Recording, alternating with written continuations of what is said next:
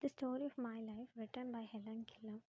It is kind with a fear that I began to write the history of my life.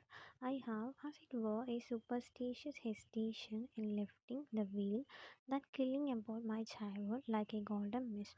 The task of writing an autobiography is a difficult one. When I try to classify my earliest attempt, I find that fact and fancy look like across the year that link in the past with the present. A woman paints the child experience in her own fancy. A few impressions stand out widely from the first year of my life, but the shadows of the present house are on the rest. Besides, many of joys and sorrows of childhood have lost their poignancy, and many incidents of vital importance in my early education have been forgotten in the excitements of great discoveries. In order, therefore, not to be tedious, I shall try to be the present in a series of sketches, only the episodes that seem to be the most interesting and important. I was born on June 27, 1880 in Tuscambia, a little town of northern Alambia. The family on my father's side is descended from the Caspar Killer, a native of Switzerland who settled in Maryland. One of my Swiss ancestors was the first teacher of the deaf in Swiss and wrote a book on subject on the education.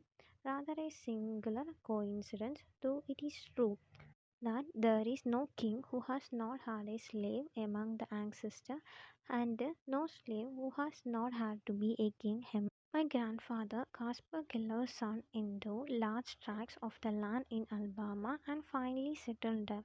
I have been told that once a year he went from the Tuscumbia to Philadelphia on horseback to purchase supplies for the plantation, and my auntie has in the possession many of the letters to his family, which give charming and lively accounts of these trips. My grandmother, Keller, was a doctor of one of the Lafayette aides, Alexander Moore, and the granddaughter of Alexander Spotswood, an early colonial governor of Virginia. She was also a second cousin of Robert E. Lee. My father, Arthur H. A. Keller, was the captain in the Confederate Army, and my mother, Kate, was his second wife and many years younger. Her grandfather, Benjamin Adams, married Susan E. Guthrie and lived in Newbury, Massachusetts many years. Her son Charles Adam was born in Newburyport, Massachusetts, and moved to Helen. When the Civil War broke out, he fought on the side of the South and became a bri- brigadier general. He married Lucy Helen Everest, who belonged to the same family of Everest as Edward Everest and Dr. Edward Everest Hale. After the war was over, the family moved to Mifflin's, Tennessee.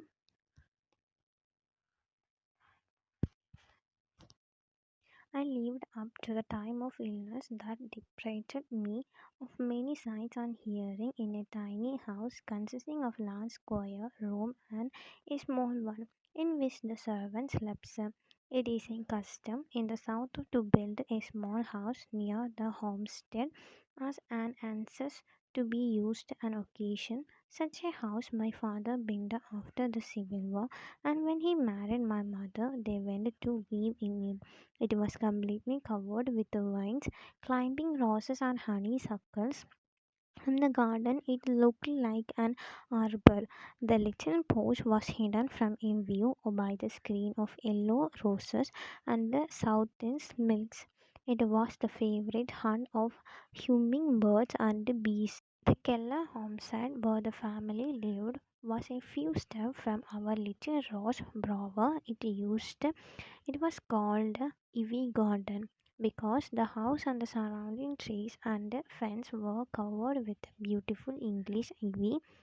It old fashioned garden was the paradise of my childhood. Even in the day before my teacher came, I used to feel along the square stiff boxwood hedges and guided by the same sense smell would find the first violets and leaves. The two, after a fit temper, I went to find comfort and to hide my hot face in the cool leaves and the grass.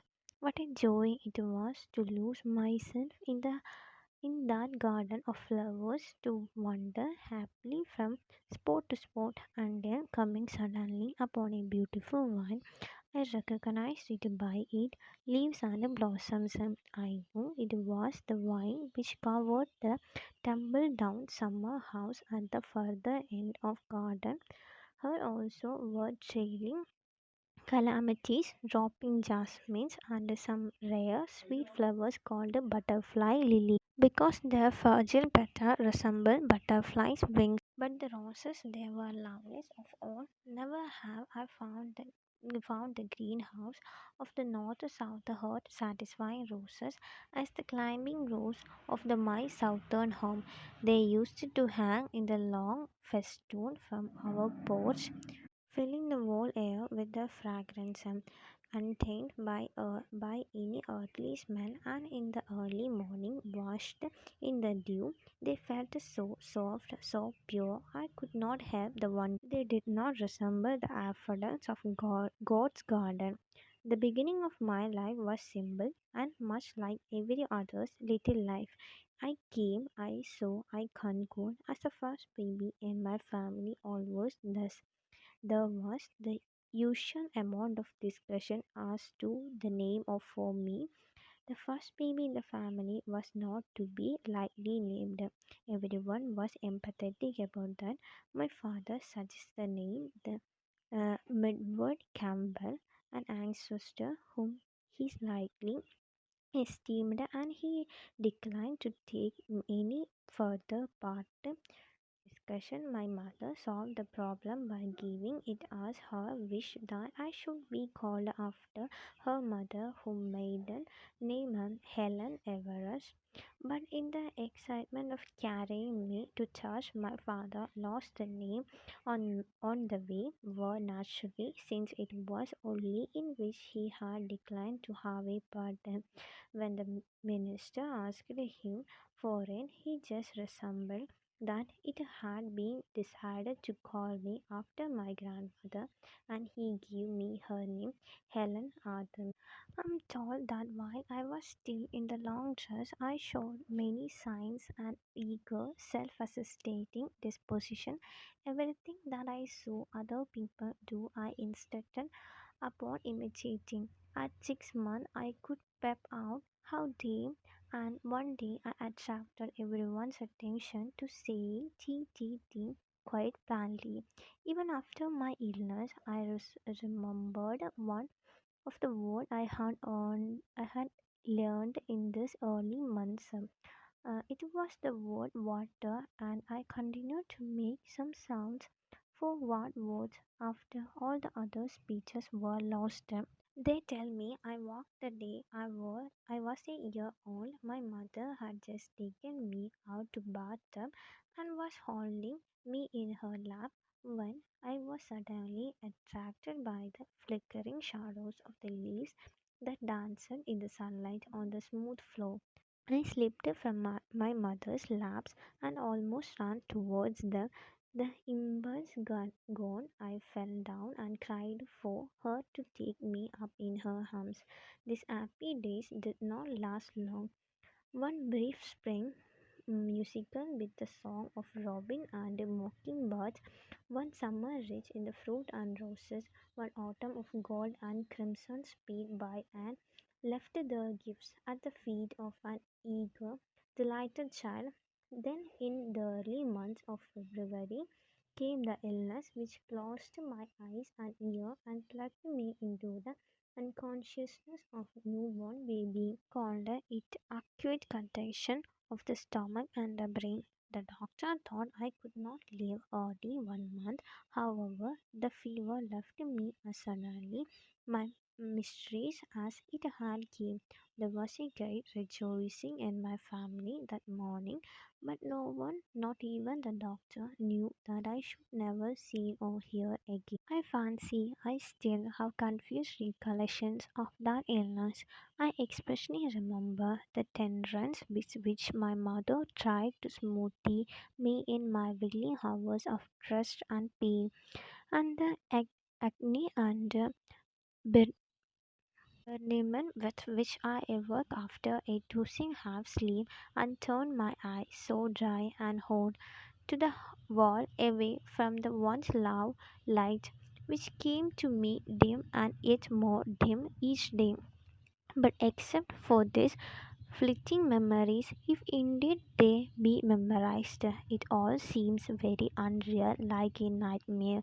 Gradually, I got used to silence and darkness that surrounded me and forgot that it had ever been different until she came my teacher, who was to be set my spirit free. But during the first 19 months of my life, I had catches glimpses of both green feel a luminous sky, trees, and flowers, which the darkness that followed could not wholly bolt off. If we have once seen the days is ours and what the day has shown.